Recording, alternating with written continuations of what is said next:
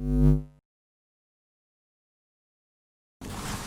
wanted to ask you, what is the difference between home game and away game as far as the atmosphere and crowd noise, and just how did it feel different? Uh, I mean, we really didn't kind of get a tell of two tales because just Vanderbilt really didn't have a lot of fans there. That I know they had their students, but I just know like when we were in Tiger Stadium, we kind of felt the energy from the fans, and we didn't really need the audio crowd noise because we got it from LSU fans. Um, I guess that'll be the only difference that I can say now that compared from home and away is that when we were in Tiger Stadium, we really didn't need the audio.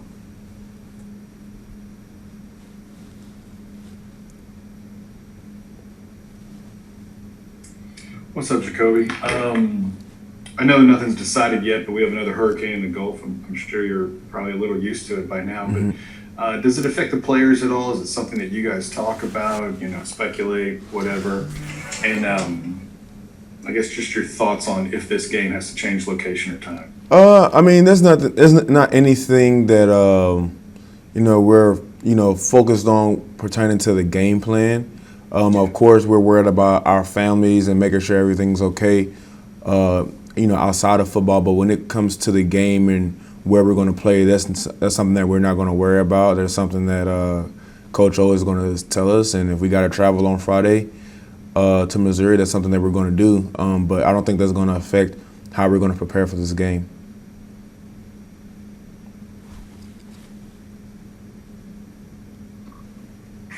Hey, Jacoby, John Shea was just talking earlier about how he had been in the staff DB room and he was able to help you guys prepare for the national championship. How was he in those settings and environments? And he seems like just a joyous ball of energy. So just how is he as a teammate and even just through the position switches, just waiting his turn and having that moment on Saturday. Yeah, John Trey is he's just a team guy. He's a team player guy.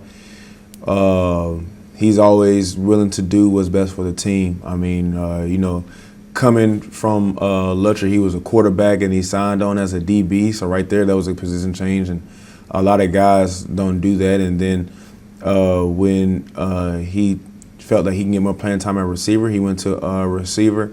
And then people forget, I want to say 2 years ago when we were short on corners for the Fiesta Bowl, just that in that short week, he learned the entire game plan and went back to play corner, and then went back to play receiver. So John Trey is going to go wherever the team needs him to go, and I mean you see that a lot with a lot of these guys on the team. That just speaks to the character of the team. But John Trey is just the epitome of a team first guy.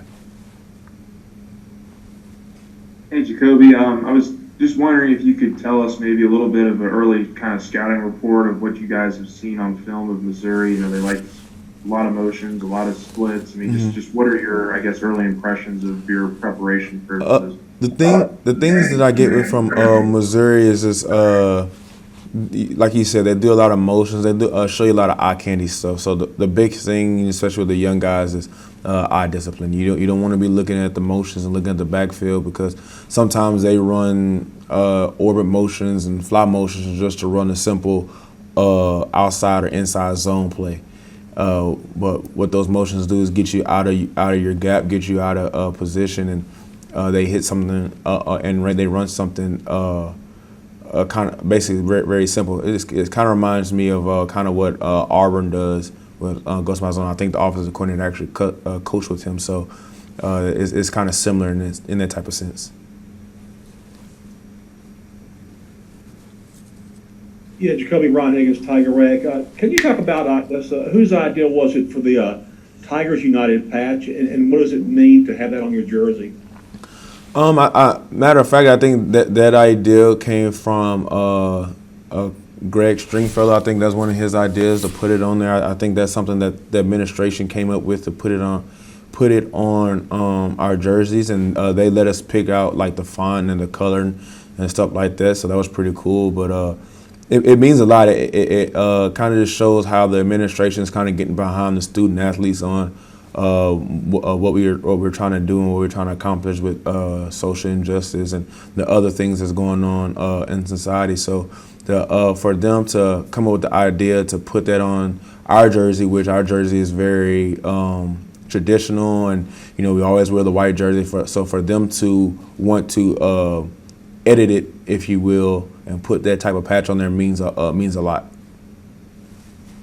Thanks. Hey, Jacoby, I mean, you've kind of become the obvious poster child for guys moving positions until they find their home. So I guess what have you seen from Joseph Evans, obviously in the past 6 months, basically changing positions 3 times and carving a rollout?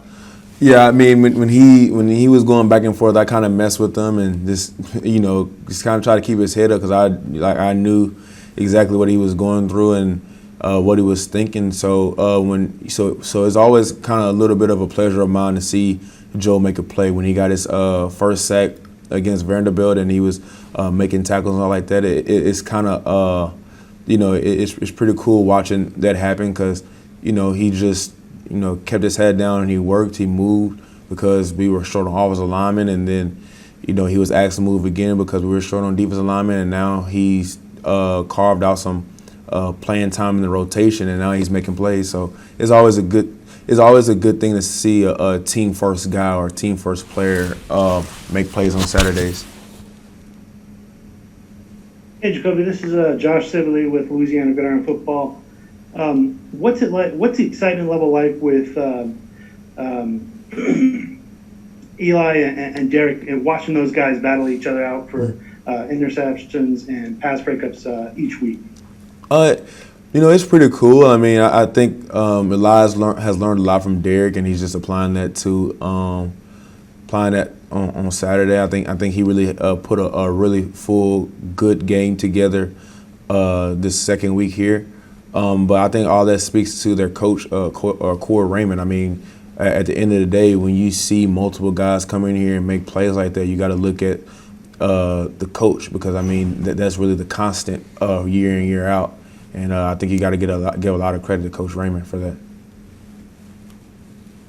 Hey, Jacoby, Brooks from The Advocate. You were talking about Missouri's offense a bit. One of the things that it seems like they also do is some screens on the edge that can kind of keep you off filter. How do you look at those? How do you monitor those? And how do you keep those from not catching you off guard? I mean, like I said, a lot of those things is kind of like Auburn. So a lot of those screens is, a lot of their offense comes with playing the numbers game and a leverage game. They're going to try out leverage you, and they're going to try outnumber you in certain situations. So they like what they see. The quarterback has the option to throw it out into a screen and let their athletes get in space to make a play. I think they have 2 good quarterbacks that do that. And I know that that's what they're going to try to do because that plays to their strengths. So as a defender, that's going to be our job to try to take that stuff away. Following up on that, I mean, is the defense still on punishment, or? No, we had a little leeway to this week. I mean, you don't want to keep doing punishing everybody for a good performance, but. The whole thing I hope everybody got out of that was now they see what it takes to get a dominating win in the SEC. And hopefully that guys took what they learned from that and just basically applying it throughout the week this week. So we don't have to go through the same feeling that we did 2 weeks ago, and keep pushing forward and keep having a good season this year. Hey, Jacoby, Wilson Alexander from The Advocate. I hope you're doing well. Not sure how much you would have been paying attention to this in preseason practice, but Orgeron said yesterday the kicking competition actually ended up being really close between Preston and Cade. How would you describe that battle during the preseason, and how comfortable do you think Cade is now here in his sophomore year after nailing that 53-yarder? I think with Coach O, I mean, I'm pretty sure everybody's position was up for grabs. When his famous quote is, the position is etched in sand. No one has a solidified position on the team. So when the kickers they were battling it out, they it was interesting to watch because it would be like they'll keep backing the ball up, and we were like, there's no way that they're going to make their kick or they have enough leg to do that, and they kept surprising us every time. I mean, I'm going to say up to last week, we do a 2-minute drill, and we about stopped the second team offense around like the 43 or the 45, and they just put the second team kicker out there and just to see what he was made of, and he just knocked the kick down like it was nothing. And for a defense, we felt you don't want that score, but at the end of the day, when you see that your second team kicker can hit a 60-yard field goal without ease, and do you know that Cade can he can do that just as easy. You have a lot of confidence in that room, and like I always say that we always have the best special teams players and a special team coach in the nation. We'll wrap up with Jarrett and John. Hey, Jacoby. Jarrett Roser, TigerDetails.com. The new faces up front, what have you seen that specifically impressed you about Jaquelin and BJ and especially Ollie so far? Mm-hmm. And with the way that Ollie's played these first couple games, how much does that mean to you guys as an entire defense when he's able to get in the backfield like that, and if not get to the guy, bat passes down? I know you've talked about it a little bit, but a little bit more now. Yeah, I mean, it makes our job easy in the secondary because the quarterback doesn't, they don't have all day just to sit there and pat the ball and let receivers run routes. But a lot of that has to do, like I said at the beginning, and what Coach O talks about is having this type of attacking 4-3 scheme. Sometimes things just open up because the offensive line doesn't know where it's coming from. Just about everybody in the front seven can get pressure on the quarterback and blitz. I mean, then you got, you have some other guys in the secondary that can come down and they can pressure the quarterback as well.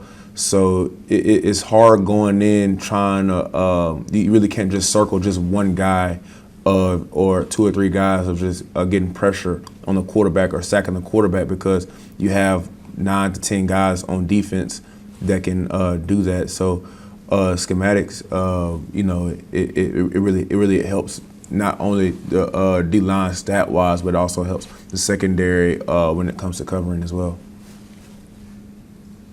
Jacoby, Jacques from Channel 9. Todd Harris, his injury, it looked like it was a tough one for him, not easy to come back from, and it looked like he struggled to come back for a little while. But how hard has he worked to return, and how did it feel as his teammate to watch him make an interception the other night? Yeah, Todd's a hard worker. We were just actually talking about him today that that's somebody that you don't worry about outside of football because you always know he's going to do the right thing. He always means well, and Todd, I remember when he first did it, it really was a big blow to the team because Todd's one of those guys that he doesn't get talked about a lot like that, but he's one of those guys where he helps the team chemistry. He's one of those guys that everybody's cool with, everybody likes. And so when he went down, it hurt us a little bit, and but he was here every day getting treatment, getting rehab, and just trying to work his way back. And he worked his tail off to get back this year, and to see him get that interception, it was really exciting. Everybody was excited for him and kind of gave him a pass on the head, and we were excited to see that Todd got that pick, and hopefully moving forward we can see him getting more this year as well. Thanks for the time, Jacoby. All right, thank you.